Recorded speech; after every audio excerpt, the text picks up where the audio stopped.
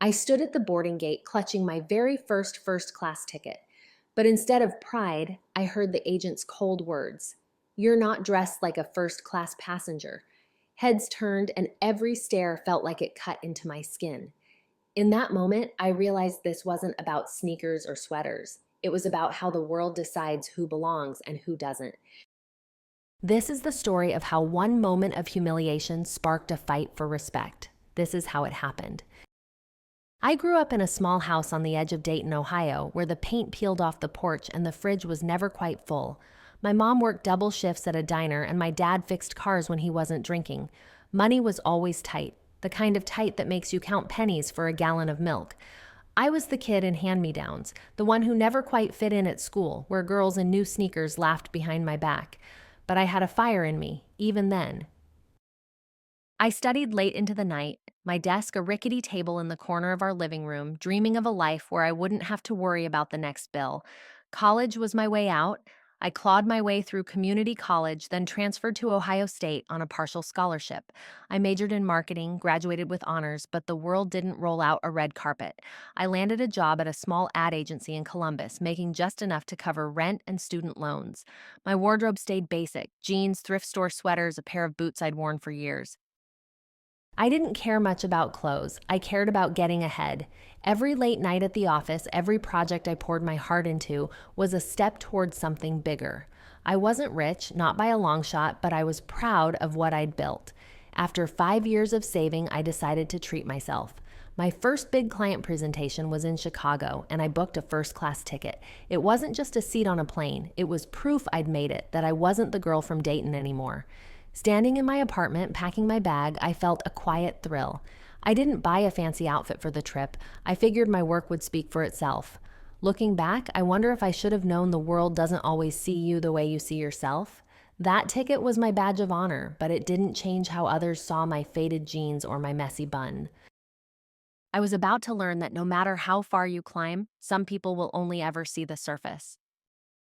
The Columbus airport was a maze of noise and motion that morning, but I felt steady, my boarding pass tucked carefully in my hand. My backpack hung heavy on one shoulder, stuffed with my laptop and notes for the Chicago presentation. I wore my usual faded blue jeans, a gray sweater, sneakers that had seen better days. My hair was pulled into a loose bun, practical for a day of travel. I didn't think twice about how I looked. I was focused on the meeting that could land my agency a major client. The gate area for my flight was crowded, with people sprawled across seats, some tapping on phones, others sipping coffee. I joined the line for first-class boarding, my heart lifting at the thought of a cushy seat and extra legroom. That's when I noticed the gate agent, a man in his 40s with a sharp jawline and a Navy uniform pressed to perfection. His name tag read, Mark. He scanned tickets with quick mechanical movements, but his eyes darted over each passenger, sizing them up. When I stepped forward, his gaze locked onto me, and I felt a chill, like I'd been caught doing something wrong. I handed him my boarding pass, expecting a quick nod. Instead, he held it, his lips curling into a faint smirk. "First class, huh?" he said, his voice low but sharp, like he was testing me. I nodded, forcing a smile. "Yeah, first time." His eyes flicked over my outfit again, lingering on my sneakers. "You're not dressed like first-class people," he said, louder this time, enough for the couple behind me to glance up. My cheeks burned and my hands tightened around the strap of my backpack. I wanted to disappear, to melt into the carpeted floor. "I'm sorry," I managed, my voice smaller than I meant it to be. He didn't repeat himself, just raised an eyebrow and handed back my pass, his fingers brushing mine like he was daring me to react. I stood frozen, the weight of his words sinking in. The couple behind me whispered something, and I caught the woman's quick glance, her lips pursed. I wondered if they agreed with him, if they saw me the same way, a nobody trying to sneak into a world where I didn't belong. My mind raced. Was it my clothes, my hair, the fact that I didn't have a designer bag slung over my shoulder? I'd worked so hard for this moment, but in his eyes, I was just a girl in cheap jeans. I shuffled toward the jet bridge, my legs heavy, my throat tight. Part of me wanted to turn back, to tell him he was wrong, but doubt crept in. Maybe I didn't look the part. Maybe I wasn't supposed to be here.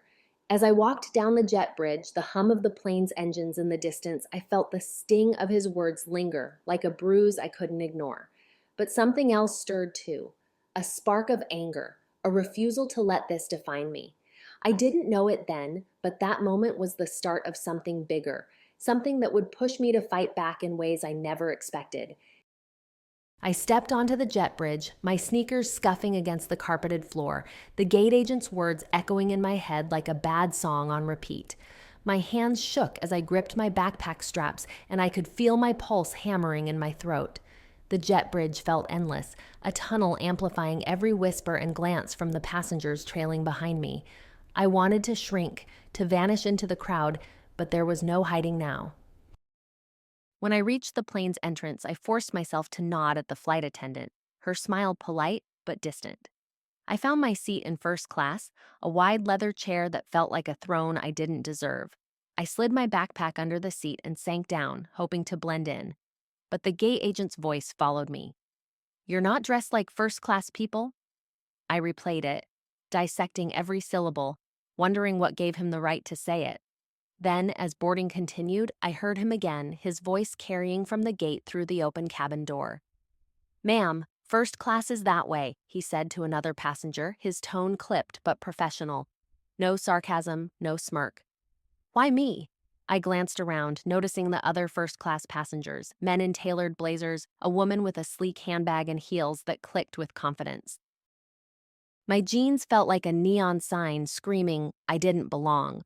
A man across the aisle caught my eye, his brow furrowing as he looked at my sweater, then away. My face burned again, and I tugged at my sleeves, wishing I could pull them over my hands and disappear entirely. Back at the gate, I'd heard a soft chuckle from the couple behind me after the agent's comment, and now their faces flashed in my mind, her pursed lips, his quick glance away.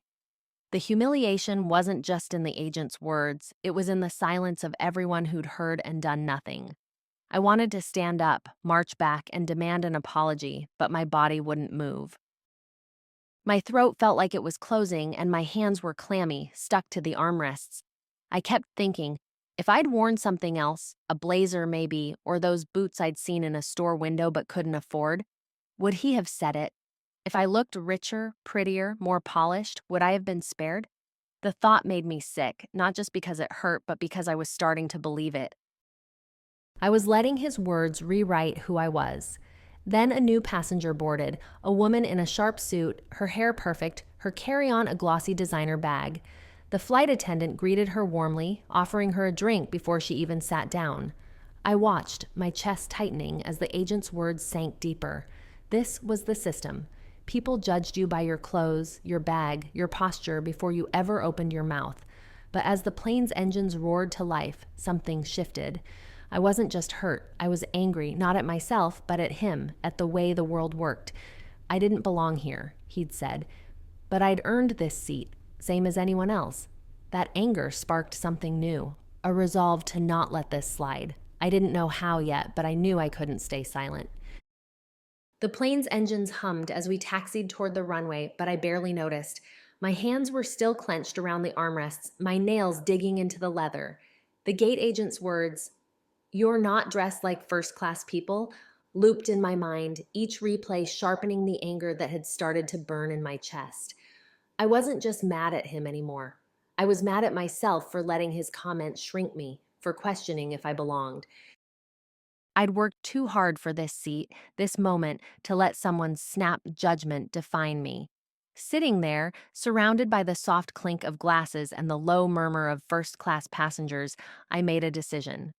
I wasn't going to let this go. I didn't know exactly what I'd do, but I knew I couldn't stay silent. The flight to Chicago was short, just over an hour, but it felt like forever. I pulled out my phone and started typing what had happened, every detail I could remember. The agent's name tag, Mark, his smirk, the way his voice carried, the couple behind me who'd whispered. My fingers shook as I wrote, but putting it down made it real, something I could hold on to. I wasn't just venting, I was building a case. When we landed, I stayed in my seat until most passengers had deplaned, not wanting to face anyone's eyes. At O'Hare, I found a quiet corner near baggage claim and reread my notes. They weren't enough. I needed more than my word against his. I remembered the couple behind me in line. Maybe they'd heard everything. I didn't have their names, but I had a vague memory of the woman's red scarf and the man's gray beanie. It was a long shot, but I decided to try finding them. I headed back to the gate area, my heart pounding, half expecting to see Mark again. He wasn't there, but another agent, a woman with short brown hair and a kind smile, was at the counter. I hesitated, then approached her. "Hi," I said, my voice steadier than I felt. I had an issue with the gate agent on my flight from Columbus. His name was Mark. He said something inappropriate. Her smile faded and she leaned forward. "What happened?" I told her everything, keeping my tone calm but firm.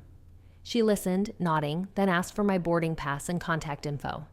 "I'll pass this along," she said, but her eyes told me she wasn't sure what would come of it. I thanked her and walked away, feeling a mix of relief and frustration. It was a start, but it wasn't enough. Back at my hotel that night, I couldn't sleep. My presentation was tomorrow, but all I could think about was Mark's smirk. I opened my laptop and searched for airline complaint processes. Their website had a form, so I filled it out, attaching my notes. I also posted a brief version of the story on a travel forum asking if anyone had been at gate C12 in Columbus that morning. I didn't expect much, but I had to try. By morning, I had a response, a woman named Sarah, claiming she'd been in line and heard the comment. She called it disgusting and offered to back me up. My heart raced as I read her message. This was real now. I replied, asking for her contact info and any details she remembered. She described the same couple I'd noticed, confirming the red scarf. I felt a surge of hope, like I wasn't alone anymore. At the presentation that day, I nailed it, landing the client, but my mind was still on the airport. Back in Columbus a week later, I called the airline's customer service line referencing my complaint. The representative sounded apologetic but vague, promising to look into it. I wasn't satisfied. I reached out to Sarah again, and she agreed to write a statement. I also found a local legal aid group online that handled discrimination cases. I emailed them, laying out the incident and attaching Sarah's contact info. A lawyer named Rachel called me the next day. "This isn't just about one rude employee," she said. "It's about a culture that lets this happen." Her words hit hard. This wasn't just my fight. It was bigger. I started documenting everything, my ticket purchase, my job, my background, proving I'd earned that seat. Rachel suggested I request the airline's gate footage and passenger logs to identify other witnesses. It felt daunting, but I was all in. I wasn't the girl in faded jeans anymore. I was someone who'd fight for her place. That spark of anger had become a fire, and I wasn't going to let it die until I'd made things right. The weeks after my decision to fight felt like wading through mud, slow, heavy, but I kept moving. My apartment in Columbus became a war room, papers scattered across my kitchen table, my complaint to the airline, Sarah's statement, emails from Rachel, the lawyer I'd found. Every night after work, I'd sit there, laptop glowing, piecing together what had happened at that gate.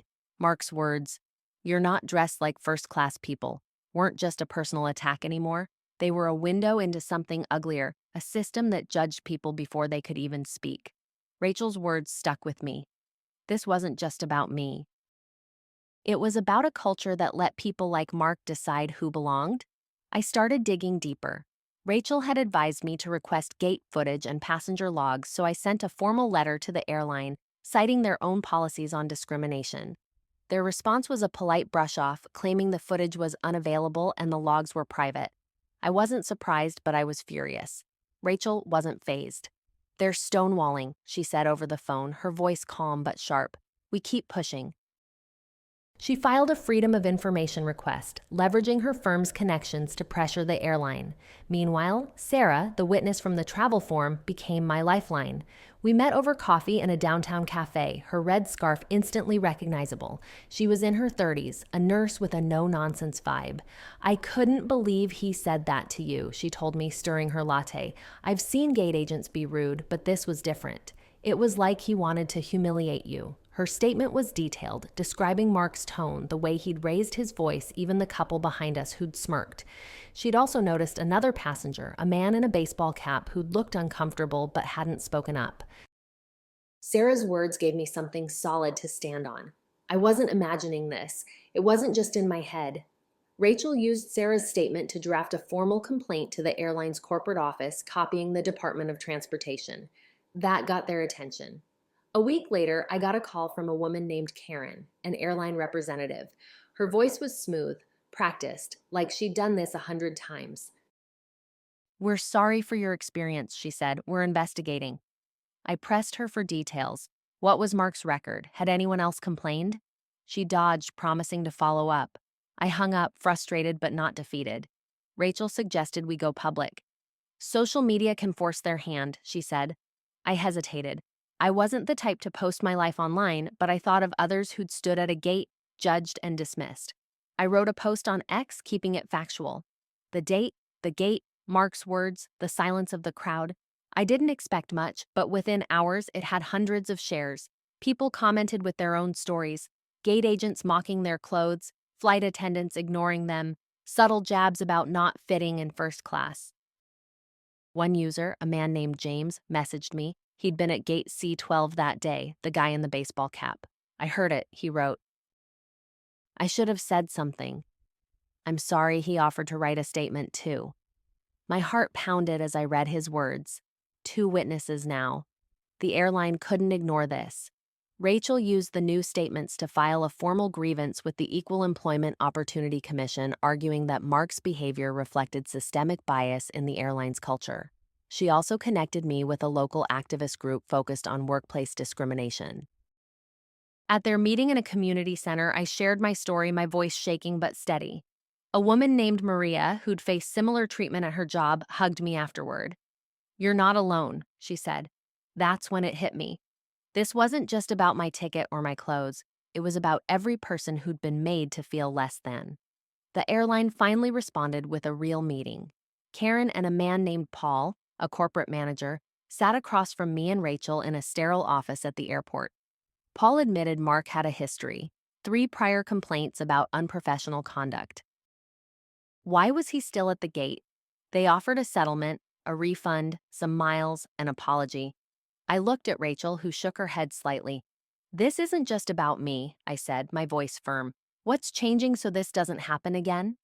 Paul shifted, uncomfortable. "We're reviewing our training," he said. It wasn't enough, but it was a crack in the system. My education, my job, my years of grinding, they weren't just my armor, they were proof I'd earned my place. And now, I was using them to hold the airline accountable, not just for me, but for everyone else who'd been judged by their appearance. The meeting with the airline left me restless, like I'd won a battle but not the war. Paul's vague promise about reviewing training felt like a pat on the head, a way to make me go away. But I wasn't going anywhere. Sitting in my Columbus apartment, surrounded by notes and emails, I kept thinking about Maria from the activist meeting, her hug, her words, "You're not alone." That pushed me forward. Rachel, my lawyer, was relentless.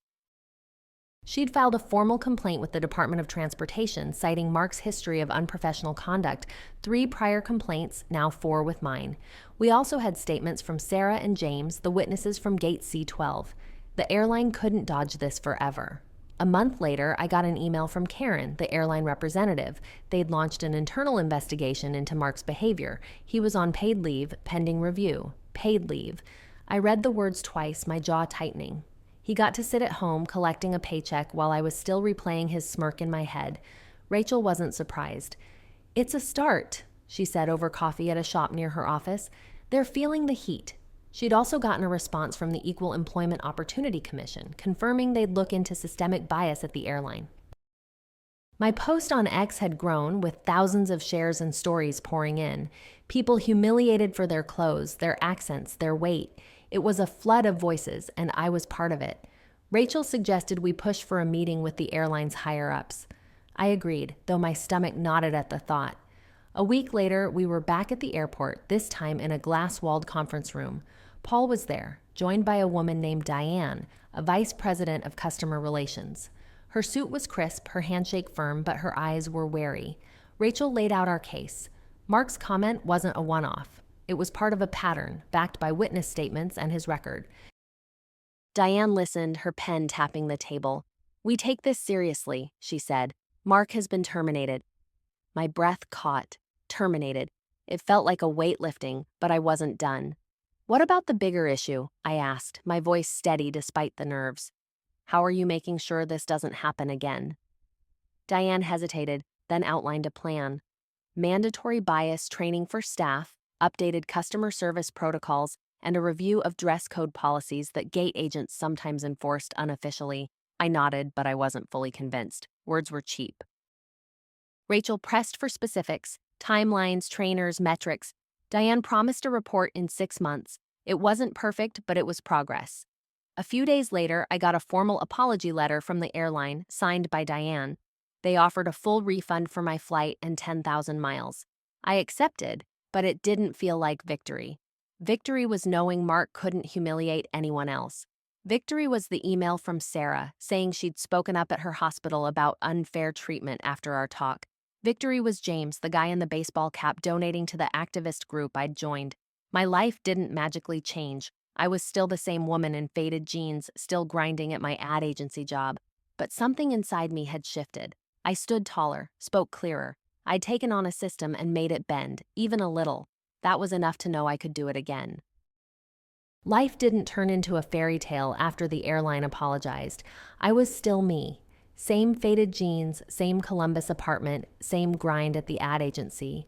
But something had shifted inside, like a weight I'd carried for years had finally lifted. Mark's words, "You're not dressed like first-class people," still echoed sometimes late at night, but they didn't cut as deep. They'd become a spark, igniting something stronger in me, something that refused to let judgment define who I was. I wasn't just fighting for myself anymore, I was fighting for others. A few months after the settlement, I found myself in a community center in downtown Columbus, the same one where I'd met Maria. The room smelled of stale coffee and old carpet, folding chairs creaking under about 20 people with tired but hopeful faces. I was there to share my story at a workshop run by the activist group I'd joined. My palms were sweaty as I gripped the podium, but I told them everything: the gate, the sting of humiliation, the slow climb to justice. When I finished, a woman in her 50s, her gray hair pulled back, her jacket worn at the elbows, came up to me. "I got passed over for a promotion because I didn't look professional," she said, her voice steady but raw. "Hearing you makes me think I can speak up." Her words hit me hard, and I hugged her, feeling a warmth I hadn't expected. That moment became my why. I started volunteering regularly with the group, helping run workshops on workplace discrimination. We taught people how to document incidents, file complaints, find lawyers like Rachel. I wasn't a lawyer or an activist by trade, but I knew what it felt like to be sized up and dismissed. That was enough to connect.